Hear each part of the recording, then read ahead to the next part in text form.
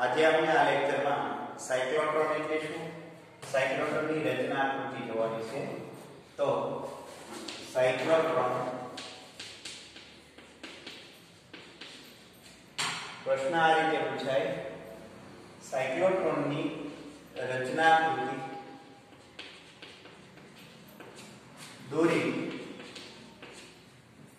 તેની કાર્ય પદ્ધતિ સમજાવો. કાર્ય પદ્ધતિ સમજાવો.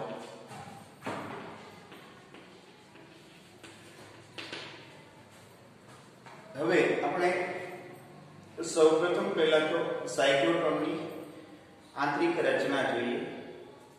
તો વિદ્યાર્થી મિત્રો, સાયક્લોટ્રોનમાં આવી રીતે વર્તુળાકાર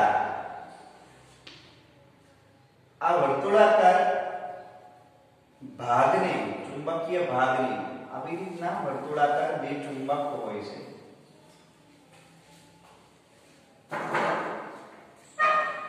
આ વર્તુળાકાર ચુંબકને, દીપકને ક્યાં છે?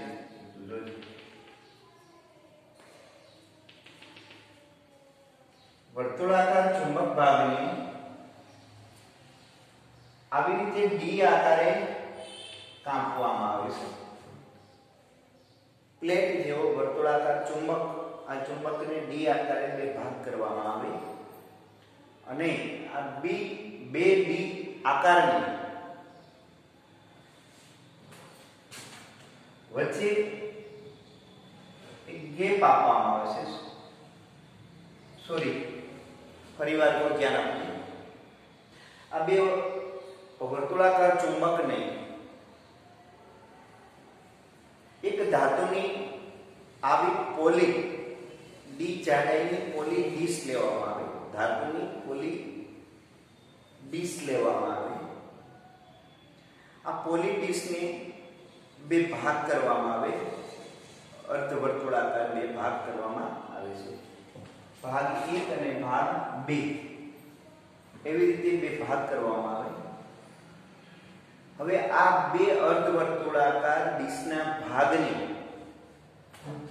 વચ્ચે ગેપ રહે એ રીતે, વચ્ચે ગેપ રહે એ રીતે એક નિયમિત ચુંબકીય ક્ષેત્રમાં મૂકવામાં આવે. અહીંયા વિદ્યાર્થી મિત્રો આવી રીતનું એક નિયમિત ચુંબકીય ક્ષેત્ર તૈયાર કરવામાં આવે.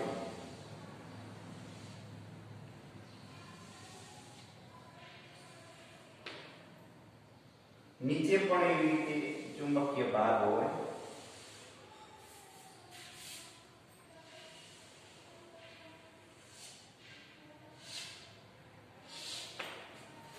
આવી રીતે એક N ધ્રુવ ચુંબકનો અને અહીંયા ચુંબકનો S ધ્રુવ,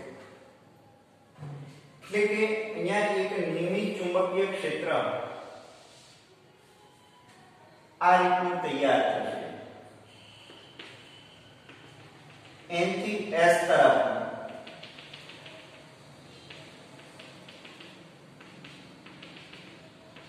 આવી રીતનું એક નિયમિત ચુંબકીય ક્ષેત્ર તૈયાર થાય.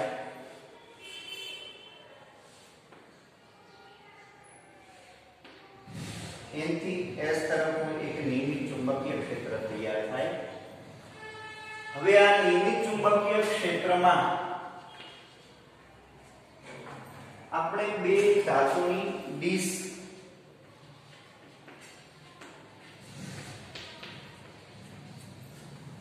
મૂકવામાં આવે છે, જે ડી આકારે હોય છે. કેપિટલ ડી આકારે બે ધાતુની ડીશ હોય છે. હવે આ બે ધાતુની ડીશને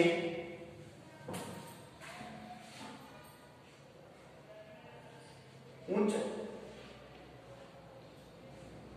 એસી વિદ્યુત સ્થિતિમાન લાગુ પાડવામાં આવે છે. એટલે કે બે ધાતુની ડીશને V વોલ્ટ સાથે જોડવામાં આવે છે, બેટરી સાથે જોડવામાં અથવા એસી ઉદ્ગમ સાથે જોડવામાં આવે છે. એસી ઉદ્ગમ એસી ઉદ્ગમ સાથે બે ડિસ્કને જોડવામાં આવે જેથી કરીને શું થશે એ ધ્યાન આપીએ આપણને ખ્યાલ છે કે એસી વોલ્ટેજ એટલે સાઇન વેવ સમય સાથે +Vm અને -Vm સુધી ચેન્જ થયા રાખે એટલે કે ધન અને ઋણ બંને વોલ્ટેજ આવે એટલે કે પોલારિટી ચેન્જ થયા રાખે જ્યારે આપણે આમને એસી સિગ્નલ લાગુ પાડેલ છે એસી વોલ્ટેજ લાગુ પાડેલા છે ત્યારે શું થશે એટલે કે કોઈ એક સમયે આ ધન સ્થિતિમાન હોય આ ઋણ સ્થિતિમાન હોય દાખલા તરીકે આ રીતે ધન ધ્રુવ અને ઋણ ધ્રુવ ડીશ 1 અને 2 ને જોડેલી હોય ત્યારે અહીંયા ધન સ્થિતિમાન છે અહીંયા ઋણ સ્થિતિમાન છે એટલે સ્વાભાવિક છે આ ગેપમાં એક આ રીતનું વિદ્યુત ક્ષેત્ર તૈયાર થાય આ રીતનું એક વિદ્યુત ક્ષેત્ર તૈયાર થાય વિદ્યાર્થીઓ ડીશમાં જે વિદ્યુત ક્ષેત્ર સમય સાથે વધતું જશે મહત્તમ વિદ્યુત ક્ષેત્ર થશે સમય સાથે ઘટી અને શૂન્ય થશે ત્યારબાદ શું થશે બીજી અર્ધી પોલારિટી દરમિયાન શું થશે બીજી અર્ધ સાયકલ દરમિયાન વિદ્યાર્થી મિત્રો આ ધન બની જાય આ ઋણ બની જાય ત્યારે વિદ્યુત ક્ષેત્ર આ દિશામાં પ્રસ્થાપિત થશે 2 થી 1 તરફ તો આ વિદ્યુત ક્ષેત્રની દિશા સતત હાફ અર્ધ સાયકલ દરમિયાન બદલાતી રહેશે એસી વોલ્ટેજમાં પ્રથમ અર્ધ સાયકલ દરમિયાન પ્રથમ ડિસ્ક ધન હોય તો દ્વિતીય ડિસ્ક એની સાપેક્ષે ઋણ સ્થિતિમાં હોય ત્યારબાદ બીજી અર્ધ સાયકલ દરમિયાન બીજી ડિસ્ક ધન સ્થિતિમાં હોય તો પ્રથમ ડિસ્ક ઋણ સ્થિતિમાં આવી જશે તો આ વિદ્યુત ક્ષેત્રની પોલારિટી ચેન્જ થયા રાખે વિદ્યુત ક્ષેત્ર બદલાયા છે ધન ઋણ ઋણ ધન ધન ઋણ એ દિશામાં સતત બદલાયા છે સાથે સાથે થોડું મૂલ્ય પણ બદલાય છે હવે આ વિદ્યુત ક્ષેત્ર અને ચુંબકીય ક્ષેત્ર પરસ્પર લંબ થયા એ આપણને ખ્યાલ છે વિદ્યાર્થીઓ અહીંયા વિદ્યુત ક્ષેત્ર અને ચુંબકીય ક્ષેત્ર બંને પરસ્પર લંબ થયા હવે એમાં કોઈ એક વીજભારયુક્ત કણને આપણે દાખલ કરીએ ત્યારે શું થશે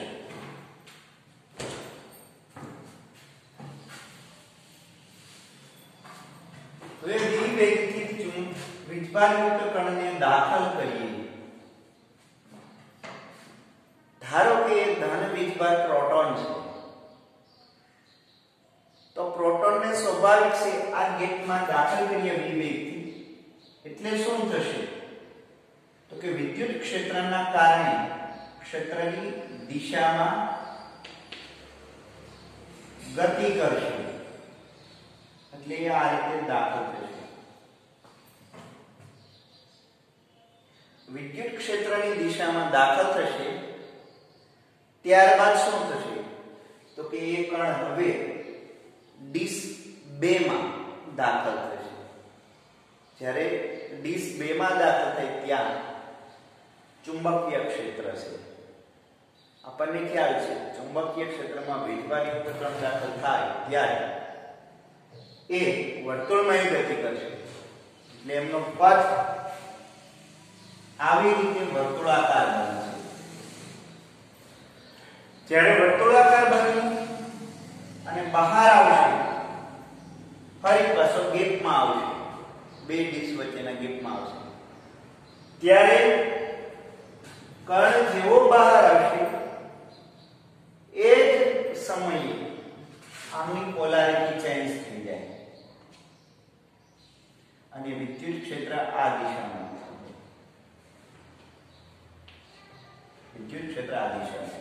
યાદ રાખવું ઘટે કે ધાતુની પ્લેટમાં વિદ્યુત ક્ષેત્ર ના હોય, માત્ર હવામાં જ વિદ્યુત ક્ષેત્ર હોય.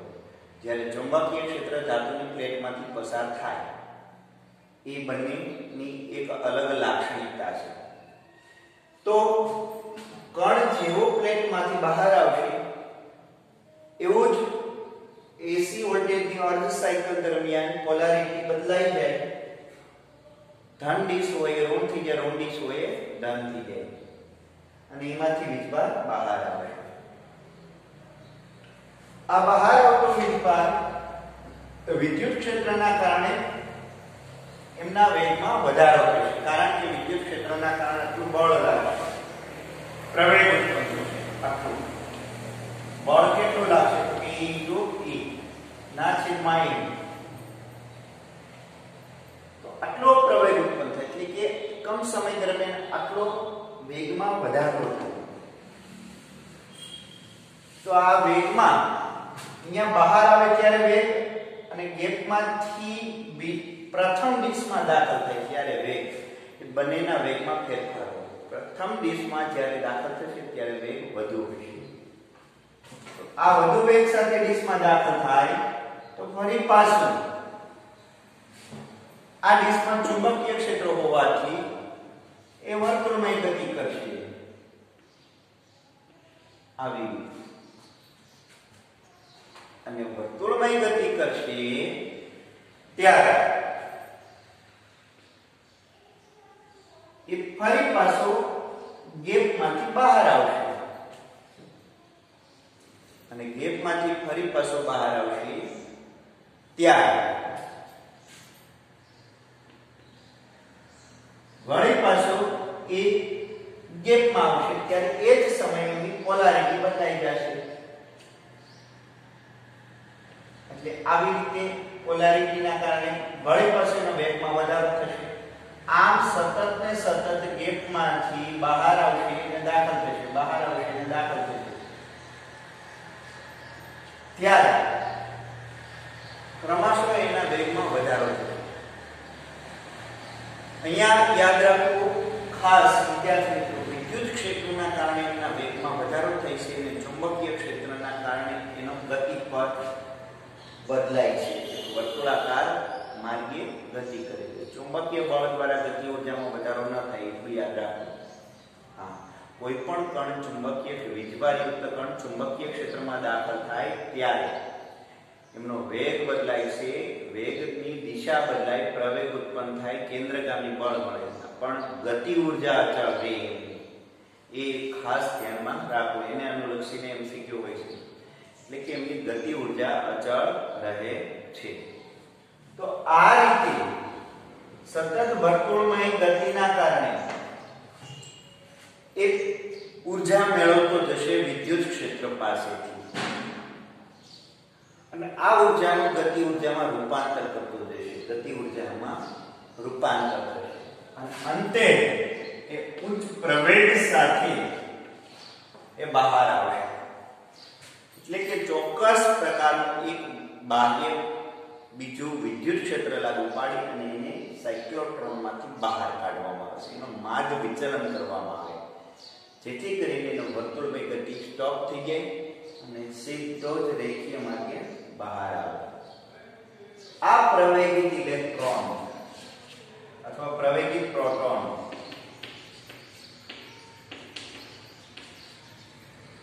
એ ડિસ્કમાંથી બહાર આવશે અને ટાર્ગેટ ઉપર આપાત કરવામાં આવે. તો સાયક્લોટ્રોનની આવી કંઈક રચના આકૃતિ હતી. વિદ્યાર્થી મિત્રો, તમારે લખવાનું થાય તો એ રીતે લખવાનું કે બે ધાતુની પોલી અર્ધવર્તુળાકાર ડિસ્ક લઈએ જેમનો આકાર અંગ્રેજી મૂળાક્ષર કેપિટલ ડી આકારે હોય છે. આ બે ધાતુની ડિસ્કને બંને વચ્ચે થોડોક એક હવાનો ગેપ રહે એ રીતે એક સમતલમાં ગોઠવવાની છે. હવે આ બે ધાતુની ડિસ્કને એક એસી ઉદ્ગમ સાથે જોડવામાં આવે છે, જેથી કરીને બે ધાતુની ડિસ્ક વચ્ચેના ગેપમાં વિદ્યુત ક્ષેત્ર તૈયાર થશે. ત્યારબાદ આ બે ધાતુની ડિસ્કને એક ચુંબકીય ક્ષેત્રમાં મૂકવામાં આવે છે, જે નિયમિત ચુંબકીય ક્ષેત્ર આકૃતિમાં દર્શાવેલું છે. ચુંબકીય ક્ષેત્ર અને વિદ્યુત ક્ષેત્ર પરસ્પર લંબ રહે એ રીતે ગોઠવણી કરી ત્યારબાદ એક પ્રવેગિત વિવેગથી પ્રોટોન અથવા ઇલેક્ટ્રોનની આ અર્ધવર્તુળાકાર ડિસ્કના વચ્ચેના ગેપમાં કેન્દ્રમાં વિવેગ સાથે દાખલ કરવામાં આવે છે. જ્યારે આપણે દાખલ કરીએ કણને ત્યારે કોઈ એક સમયે વિદ્યુત ક્ષેત્ર ડિસ્ક 1 થી 2 તરફ છે, ત્યારે આ કણ ગેપમાંથી ડિસ્ક 2 માં દાખલ થશે. જ્યારે કણ ડિસ્કમાં દાખલ થશે ત્યારે ડિસ્કમાં વિદ્યુત ક્ષેત્ર નહીં હોય, માત્ર ચુંબકીય ક્ષેત્ર હોય. આથી કણ ચુંબકીય ક્ષેત્રના કારણે વર્તુળમય ગતિ કરશે અને આ વર્તુળમય ગતિ કરી ફરી પાછો ડિસ્ક 2 માંથી બહાર આવશે અને ડિસ્ક 2 માંથી બહાર આવશે ત્યારે ફરી પાછો એ જ સમયે પોલારિટી બદલાઈ જશે. અહીંયા એક ખાસ ધ્યાનમાં રાખવાની બાબત એ છે અગત્યની કે એસી સિગ્નલની આવૃત્તિ એટલે કે એકમ સમયમાં વિદ્યુત ક્ષેત્રનું દોલન જેટલી વખત થાય એટલી વખત કણ દોલિત થશે. એટલે અહીંયા સાયક્લોટ્રોનની આવૃત્તિ, વિદ્યાર્થી મિત્રો, સાયક્લોટ્રોનની આવૃત્તિ શું? તો કે સાયક્લોટ્રોન માટે સાયક્લોટ્રોનનો આવર્તકાળ શું? તો સાયક્લોટ્રોનનો આવર્તકાળ એટલે બીજું કંઈ નહીં, એક વીજભારયુક્ત કણને દ્વિવેગથી ચુંબકીય ક્ષેત્રમાં દાખલ કરીએ ત્યારે આ કણ વર્તુળમય ગતિ કરે છે અને એ વર્તુળમય ગતિ કરે ત્યારે એકમ સમયમાં એ કેટલા પરિભ્રમણ પૂર્ણ કરે છે એ એમની આવૃત્તિ થાય. એ મેળવવું હોય તો પહેલા આપણે આવર્તકાળ મેળવવું પડે. તો સાયક્લોટ્રોનનો આવર્તકાળ એટલે શું? અથવા એમ પણ કહી શકીએ કે કણ નિયમિત ચુંબકીય ક્ષેત્રમાં એક પરિભ્રમણ પૂર્ણ કરે, વર્તુળમય પથ પર એક પરિભ્રમણ પૂર્ણ કરે ત્યારે કેટલો સમય લાગે? આ એ સમયને આપણે આવર્તકાળ કહીએ. આગળ ઉપર જોઈએ આપણે 2π m/qb. તો થીટા કોણે હોય તો sin થીટા પર આધારિત નથી. 2π m/qb. જો આવૃત્તિ લઈએ તો qb/2π. તો આ આવૃત્તિ, આ મૂલ્ય એવી રીતે સેટ કરવાનું, એમાં ખાસ કરીને અગત્યની બાબત આપણે ચુંબકીય ક્ષેત્ર એવી રીતે સેટ કરીએ કે જેનું મૂલ્ય એસી આવૃત્તિ જેટલું હોય. ખાસ કરીને આપણે એસી પ્રાપ્તિ સ્થાનની આવૃત્તિ 50 રાખીએ તો આ બધાનું મૂલ્ય 50 હર્ટ્ઝ જેટલું થવું જોઈએ. એ રીતે આપણે ચુંબકીય ક્ષેત્ર દાખલ કરવું જોઈએ. એ રીતે નિયમિત ચુંબકીય ક્ષેત્ર જાળવી રાખવું જોઈએ. તો એસી આવૃત્તિ અને સાયક્લોટ્રોનની આવૃત્તિ બે સમાન હોવી એ અગત્યનું છે. તો જ આ ઘટના થાય, અન્યથા શું થાય?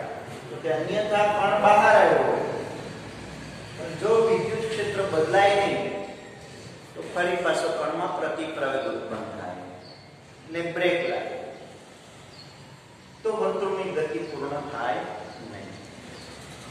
આ રીતે આપણે એક સાયક્લોટ્રોનના કણને પ્રયોગિત કરી શકીએ. બીજું વિદ્યાર્થી મિત્રો, અહીંયા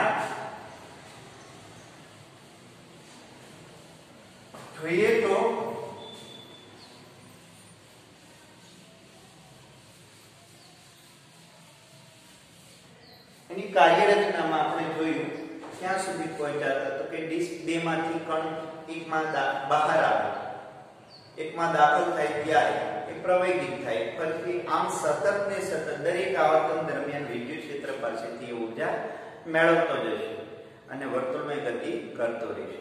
એક સમય એવો આવશે કે એમને ઉચ્ચ ગતિ ઊર્જા પ્રાપ્ત કરી લીધી, ત્યારબાદ એમને કોઈ એક બાહ્ય વિદ્યુત ક્ષેત્ર લાગુ પાડી અને માર્ગમાંથી દૂર કરવામાં આવે છે અને ટાર્ગેટ ઉપર આપાત કરવામાં આવે છે.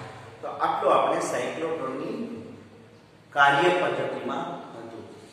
રચના આકૃતિમાં તો આકૃતિમાં જે હોય એ જ લખવાનું હતું, કાર્ય પદ્ધતિ સમજી લીધી. હવે ત્યારબાદ આપણે સાયક્લોટ્રોનની મર્યાદા જોવાની છે. તો સાયક્લોટ્રોનની મર્યાદા શું? તો કે સાયક્લોટ્રોનની મર્યાદામાં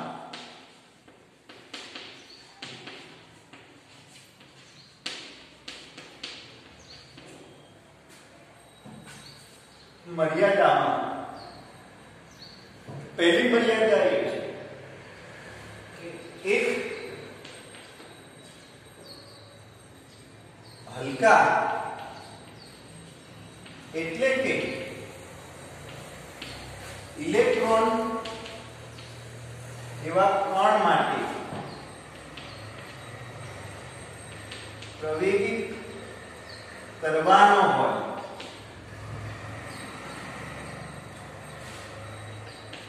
ત્યારે ઇલેક્ટ્રોન જેવા કણને પ્રવેગિત કરવો હોય ત્યારે ખાસ તો એમનું દળ એ અલ્પ હોવાથી એમની આવૃત્તિનું મૂલ્ય વધી જાય છે. તેનું દળ ઓછું હોવાથી આવૃત્તિ વધી જાય છે. ગીગાહર્ટ્ઝના ક્રમની આવૃત્તિ ગીગાહર્ટ્ઝના ક્રમની થાય. શા માટે? તો કે આવૃત્તિ હમણાં જ આપણે જોઈ એ પ્રમાણે qB/2π દળ ઓછું, આવૃત્તિ વધી જાય. પ્રોટોનના કિસ્સામાં દળ વધી જાય છે ઇલેક્ટ્રોન કરતા, તો એની આવૃત્તિ ઘટી જાય. તો ગીગાહર્ટ્ઝના ક્રમની સાયક્લોટ્રોનની આવૃત્તિ હોય તો સામે એસી વોલ્ટેજની આવૃત્તિ પણ ગીગાહર્ટ્ઝની રાખવી પડે અને એસી વોલ્ટેજની આવૃત્તિ ગીગાહર્ટ્ઝની મેળવવા માટે મુશ્કેલી અનુભવાય છે. એટલી ઊંચી આવૃત્તિવાળો વિદ્યુત ક્ષેત્ર આપણે લાગુ પાડી શકતા નથી. તો એક આપેલી મર્યાદા થઈ. હલકા પાર્ટિકલને આપણે સાયક્લોટ્રોનમાં પ્રવેગિત કરી શકતા નથી, કેમ કે એમની આવૃત્તિનું મૂલ્ય ખૂબ જ ઊંચું હોય છે. એટલા માટે એટલી ઊંચી આવૃત્તિનો વિદ્યુત ક્ષેત્ર આપણે લાગુ પાડી શકતા નથી. ત્યારબાદ હલકું ઓછું દળ હોય તો એ પાર્ટિકલને આપણે પ્રવેગિત કરવા માટે સાયક્લોટ્રોનનું કદ મોટું જોઈએ, કેમ કે વર્તુળમય પથની ત્રિજ્યા મોટી થઈ જાય. તો આટલું મોટું કદ હલકા પાર્ટિકલ માટે, હલકા કણ માટે ગતિપથની ત્રિજ્યા મોટી રાખવી પડે અને ગતિપથની ત્રિજ્યા મોટી રાખવામાં આવે ત્યારે સાયક્લોટ્રોનનું કદ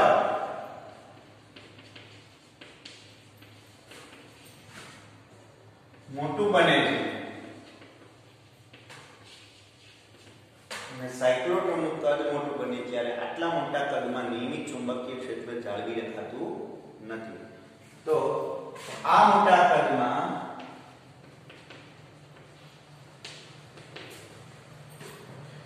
નિયમિત ચુંબકીય ક્ષેત્ર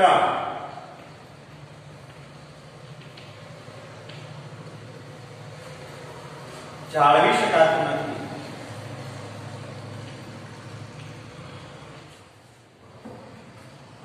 અહીંયા સાયક્લોટ્રોનમાં નિયમિત ચુંબકીય ક્ષેત્ર જાળવી શકવા માટે એમનું કદ નાનું હોવું જોઈએ.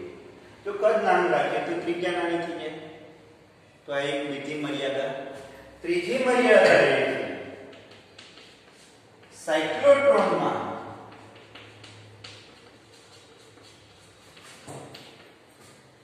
કણને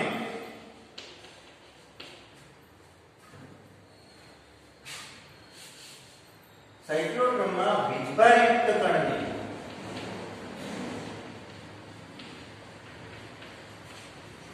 કણને પ્રવેગિત કરી શકાય છે.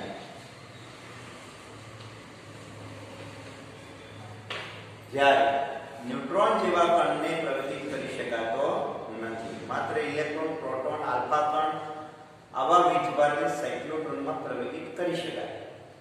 જ્યારે ન્યુટ્રોનને આપણે પ્રવેગિત કરી શકાતો નથી, કેમ કે ન્યુટ્રોન વીજભાર વિહીન છે. તો ન્યુટ્રોનને પ્રવેગિત કરવો હોય તો શું? તો કે વીજભારયુક્ત કણ અને વીજભાર વિહીન કણ બંને કણને આપણે પ્રવેગિત કરવાના હોય તો એક નવી રચના જે છે સાયક્લોસિન્ક્રોટ્રોન. સાયક્લોસિન્ક્રોટ્રોનનો ઉપયોગ કરી આપણે કણને પ્રવેગિત કરી શકીએ. વીજભારયુક્ત કણ અને વીજભાર વિહીન કણ. તો સાયક્લોટ્રોનની મર્યાદા 3 હતી. અહીંયા વિદ્યાર્થી મિત્રો આ રીતે આપણને પ્રશ્ન પૂછે કે સાયક્લોટ્રોનની રચના આકૃતિ સિદ્ધાંત જણાવો, તેમની રચના આકૃતિ દોરી કાર્ય પદ્ધતિ જણાવો અને સાયક્લોટ્રોનની મર્યાદા. તો સિદ્ધાંતમાં ખાસ એ સિદ્ધાંત લાગુ પડે કે કોઈ વીજભારયુક્ત કણને ચુંબકીય ક્ષેત્રમાં આપણે વિવેગથી દાખલ કરીએ ત્યારે એના પર લોરેન્ટ્ઝ ફોર્સ લાગે છે. આ લોરેન્ટ્ઝ ફોર્સના કારણે કણ વર્તુળમય ગતિ કરે છે. આ સિદ્ધાંતનો ઉપયોગ આપણે આગળ ઉપર કરતા હોઈએ છીએ. તો અહીંયા સાયક્લોટ્રોન પૂર્ણ થાય વિદ્યાર્થી મિત્રો. ત્યારબાદ આપણે એક અગત્યની થિયરી તરફ જઈશું.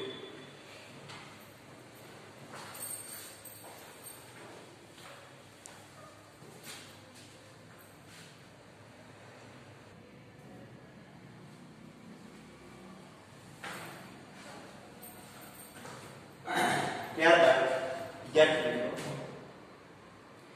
એક અગત્યની થિયરી આપણે ઉદાહરણ જોઈએ તો એક અગત્યનું ઉદાહરણ આ રીતનું છે કે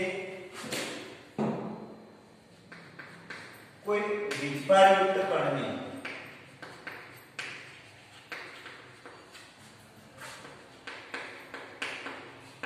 ચુંબકીય ક્ષેત્રમાં દાખલ કરીએ ત્યારે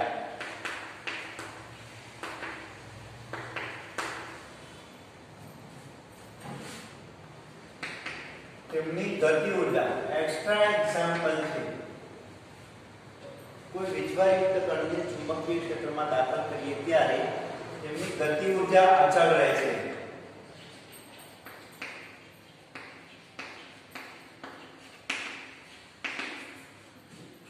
તે ન્યૂટનના નિયમનો ઉપયોગ કરી સમજાવો.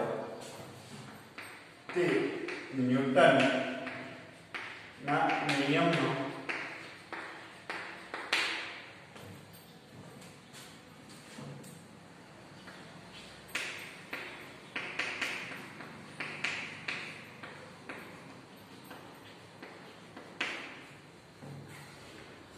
અહીંયા વિદ્યાર્થી મિત્રો ધારો કે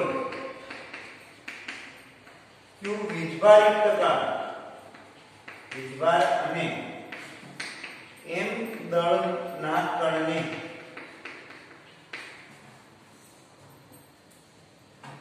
v વેગથી દાખલ કરીએ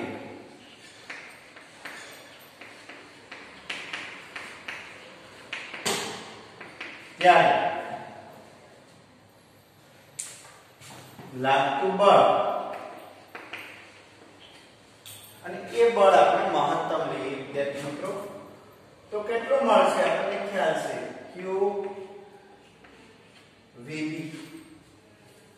QVB મળશે. અને ન્યૂટનની ગતિના બીજા નિયમ અનુસાર જો આપણે આવું લઈએ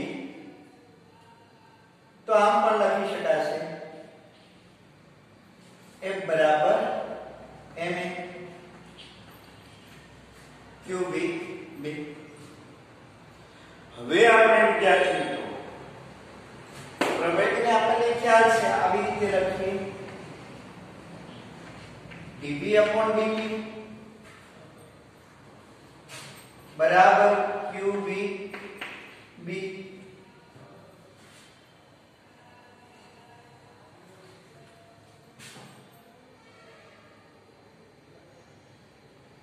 આ મેને આપણે બરાબરની આ બાજુ લીધી તો અહીંયા એક અગત્યની બાબત એ મળશે, ધ્યાન આપીએ વિદ્યાર્થી મિત્રો. તો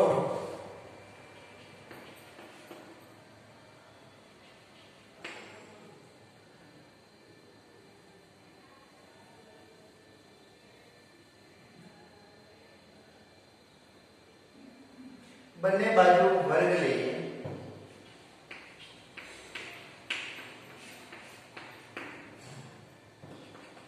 q square v square v square. હવે અહીંયા આપણે જો એવું વિચારીએ dv/dt એટલે એનો મતલબ એવું છે કે પ્રવેગનો વર્ગ છે અને પ્રવેગનો વર્ગ થાય એટલે આપણે બંને બાજુ આવી રીતે લઈએ dv²/dt² q² v² dt². આ t² ને ઓલી બાજુ જાવે તો બંને બાજુ 1/2 લઈએ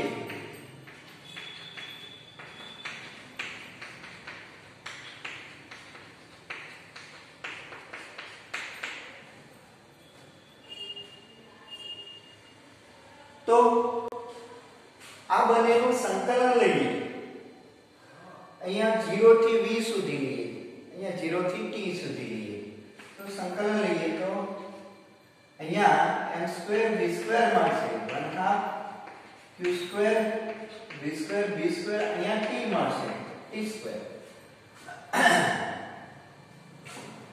t²/2 મળશે અહીંયા v²/2 મળશે એટલે બે બાજુથી આપણે 2 કેન્સલ થઈ જશે. ત્યારબાદ ધ્યાન આપીએ એક m ને આ બાજુ લાવીએ એટલે 1/2 mv² બરાબર અહીંયા m ને જવા દઈએ તો q² v² b² t²/m. તો આ સમગ્ર પદ સમય સાથે અચળ રહેશે, બદલાશે નહીં. કેમ કે આપણને ખ્યાલ છે ચુંબકીય ક્ષેત્રમાં કોઈ પણ કણ દાખલ કરતો હોય ત્યારે વર્તુળમય ગતિ કરે તેની ઝડપ અચળ રહેશે, ચુંબકીય ક્ષેત્ર અચળ રહેશે, એમ અચળ રહેશે અને હા અચળ રહેશે તો એમની ગતિ ઊર્જા સમય સાથે બદલાશે નહીં. તો આ રીતે આપણે એક બાબત જોઈ શકીએ અને આમે આપણને ખ્યાલ છે વિદ્યાર્થીઓ શોર્ટમાં જો આપણે કહીએ આ ગાણિતિક રીત નહીં પણ ટૂંકમાં આપણે જો એવું વિચારીએ તો આગળ ઉપર સેમેસ્ટર 2 માં ભણી ગયા હતા કે જ્યારે કણને આપણે અચળ ઝડપથી અથવા કોઈ પણ m દળનો કણ v વેગ સાથે વર્તુળમય ગતિ કરતો હોય ત્યારે એની ઝડપ અચળ રહે એટલે કે v અચળ રહે તો એ સમય દરમિયાન એમની ગતિ ઊર્જા mv² એ અચળ જ રહેશે અને માત્ર ને માત્ર દિશા બદલાશે. તો કોઈ પણ વર્તુળમય ગતિ કરતો હોય ને કણ ત્યારે એની ઝડપ અચળ રહે, વેગ બદલાય એ ખાસ ધ્યાનમાં રાખવું. તો અહીંયા વિદ્યાર્થી મિત્રો આ રીતે આપણને મળશે. બીજું એક ઉદાહરણ જો લઈએ તો આ રીતે લઈ શકીએ કે ધારો કે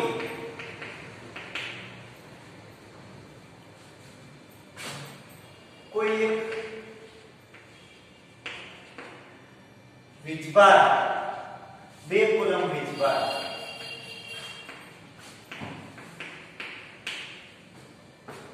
દસ મીટર પર સેકન્ડની ઝડપથી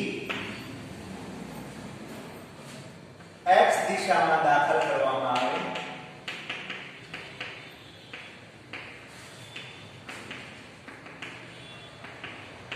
અને ચુંબકીય ક્ષેત્ર 20 ટેસ્લા જેટલું ચુંબકીય ક્ષેત્ર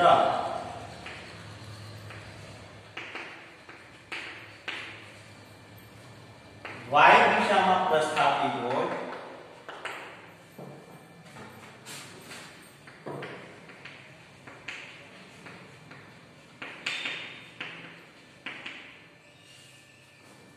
ત્યારે લાગતું બળ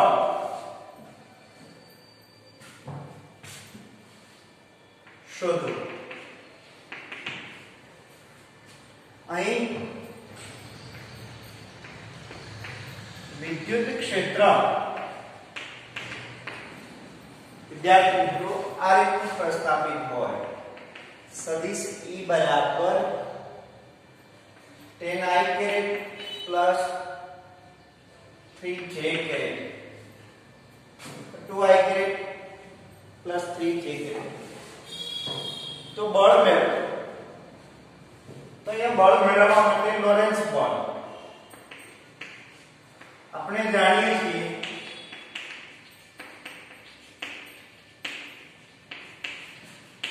કે લોરેન્સ બળ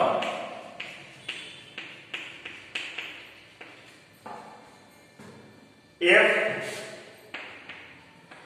is equal to Q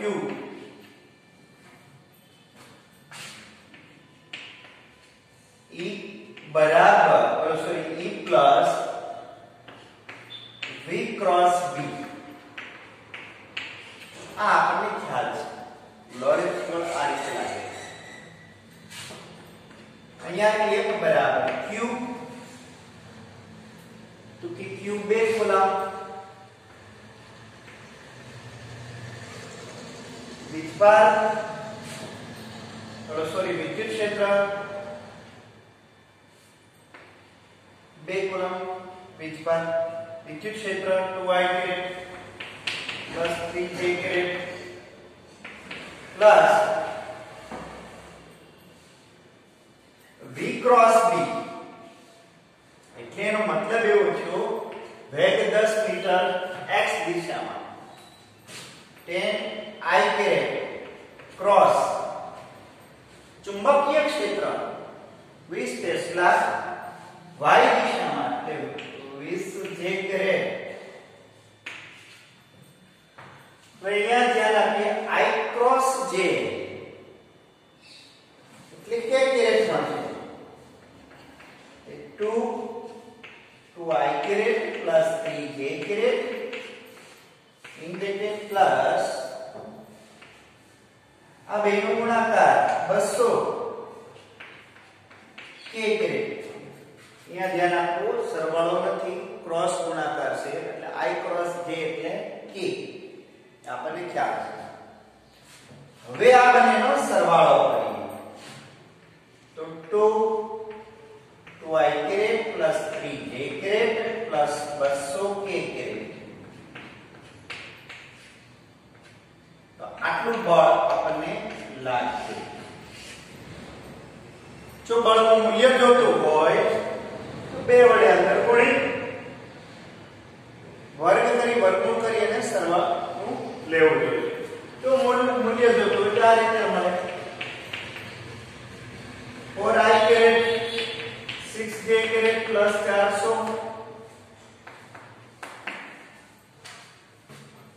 આને આપણે આવી રીતે લઈએ છીએ તમને ખ્યાલ છે 4 નો વર્ગ વત્તા 6 નો વર્ગ વત્તા 400 નો વર્ગ અને એ રીતે આપણને મૂલ્ય મળે આ બળ દિશામાં મળે એક પરિમાણમાં બળ લાગશે અને એક દિશા લાગશે તો વિદ્યાર્થી મિત્રો આ રીતે આપણે કોઈ વીજભારયુક્ત કણને ચુંબકીય ક્ષેત્રમાં દાખલ કરીએ અને વિદ્યુત ક્ષેત્રમાં પણ દાખલ કરીએ, બંને ક્ષેત્ર એકસાથે લાગુ હોય ત્યારે દાખલ કરીએ ત્યારે લાગતું બળ આ રીતે આપણને મળશે. ત્યાર પછી નેક્સ્ટ થિયરી આપણે કાલે લઈશું, જે પણ અગત્યની છે. એક વાહક ગુંચળાને ચુંબકીય ક્ષેત્રમાં મૂકતા લાગતું ટોર્ક.